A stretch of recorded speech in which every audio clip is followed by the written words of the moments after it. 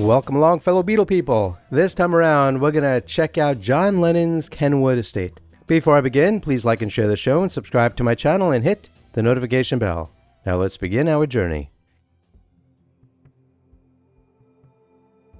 Kenwood, St. George's Hill Estate in Weybridge, Surrey, England, is a property steeped in both architectural charm and cultural significance, particularly during its ownership by John Lennon from 1964 to 1968.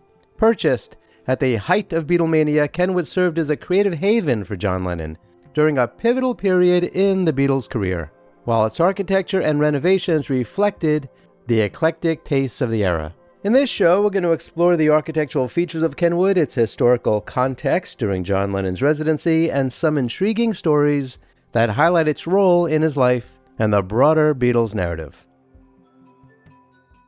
Kenwood, originally named the Brown House, was designed in 1913 by architect Theophilus Arthur Allen for local resident Norman H. Johnson.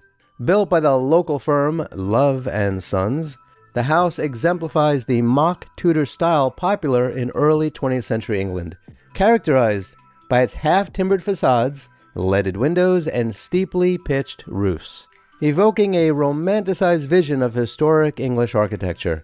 Spanning approximately 12,000 square feet, that's pretty big, on a 1.5-acre plot, the house was designed to occupy no more than 1/5 of its land, adhering to the St. George's Hill Estate's strict building regulations. The estate itself, developed around a golf course designed by Harry Colt in 1912, was a gated enclave known for its exclusivity, attracting high-profile residents like Cliff Richard and Tom Jones before John Lennon's arrival. Does anybody know if John Lennon and Cliff Richard ever met? There's a story that John Lennon once pissed off Tom Jones by making fun of his accent, so if you know anything about that, please let me know in the comments below. When John Lennon purchased Kenwood for $26,000, equivalent to nearly $700,000 in 2025, on July 15, 1964, the 51-year-old house required significant updates. Lennon invested an additional $52,000, which is about $1.5 million in 2025, on renovations, reducing the original 22 rooms to 17 to create more open, functional spaces. The renovations were overseen by interior designer Kenneth Partridge, who had impressed John with his work at a lavish party hosted by Beatles manager Brian Epstein. Partridge introduced bold, party-friendly features including mauve flocked wallpaper, a globe-shaped bar, and open reception rooms designed for entertaining. However, John and his first wife, Cynthia, found Partridge's vision too extravagant and made further alterations to align the interiors with their own personal tastes, incorporating more practical and personalized elements. Key architectural features of Kenwood during John's ownership included a sunroom where he often relaxed, an attic that housed a mini recording studio, and a game room with 3 full sets of Scalectric model car racing tracks, and extensive landscape gardens. A notable addition was an outdoor swimming pool constructed by local tradesman Fred Borley, which became a focal point of the property's 1.5-acre grounds. The gardens, with their York stone terraces, low box hedging, and specimen plants, offered stunning views of the Surrey Hills, enhancing the estate's idyllic setting. A separate coach house, stables, and later an indoor swimming pool complex with a sauna and changing facilities further modernized the property, blending period charm with contemporary luxury. John's purchase of Kenwood, advised by the Beatles accountants Walter Strock and James Isherwood, came at the peak of Beatlemania, when the band's global fame necessitated a retreat from the public eye.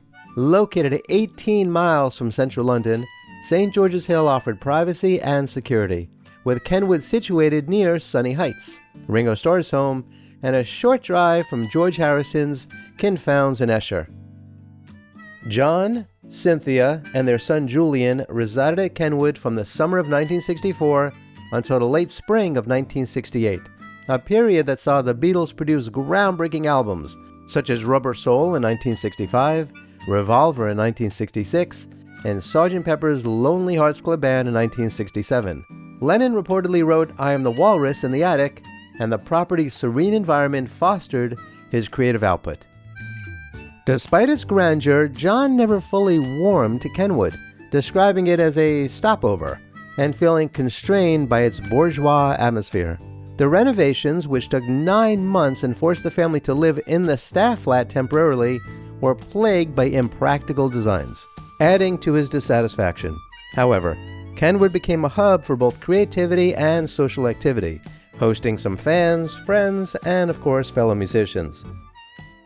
Kenwood's time under John Lennon's ownership is rich with anecdotes that capture his personality, the era's cultural vibrancy, and the challenges of fame. One notable story involves the steady stream of fans who discovered Kenwood's location despite its private setting. Lennon, known for his accessibility, often engaged with them, posing for photos, signing autographs, and even inviting some into the house for food and drink. In one instance, fan Marilyn Demon, a frequent visitor, was gifted a signed copy of Lennon's book in his own right after commenting on his bookshelf filled with his own works. To manage the influx, Lennon installed a large wooden sliding gate at the driveway, a practical response to his celebrity status. Kenwood also hosted more personal moments, such as the brief reconciliation with John's father, Freddie, in 1965. Freddie, who had been absent since John was 5, arrived seeking financial help.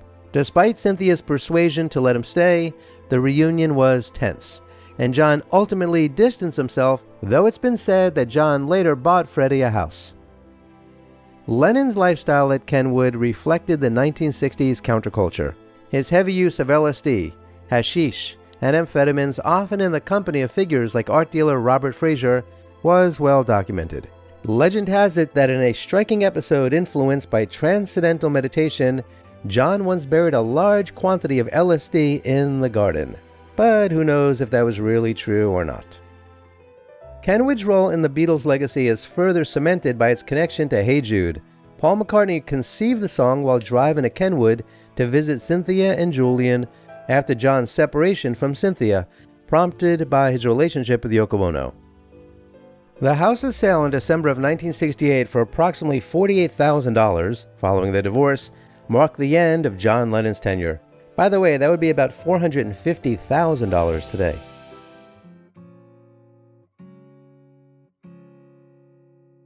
Kenwood, during John Lennon's ownership, was more than a residence. It was a microcosm of the 1960s cultural revolution, blending architectural elegance with the chaotic creativity of Beatlemania.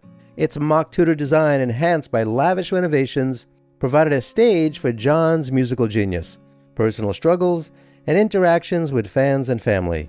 Stories of fan encounters and artistic experimentation paint a vivid picture of a home that, while not fully loved by John Lennon, left an indelible mark on his legacy and the Beatles' history. Today, Kenwood remains a symbol of that era, its architectural beauty and storied past preserved in the collective memory of Beatles fans worldwide. So, what do you think of Kenwood? If you're rolling in dough like John Lennon was, would you live in a house like that? You know I would. Please share your thoughts in the comments below. Kindly remember to like, share, and subscribe, and hit the notification bell. Please check out the links below to learn how to support my research and productions. Kindly be kind to all of our fellow Earthlings, and please do not harm them. And do yourself a favor and go to a local shelter and adopt a cat or a dog or both. You and they will be very glad that you did. Until next time, I wish you safe travels on all your journeys.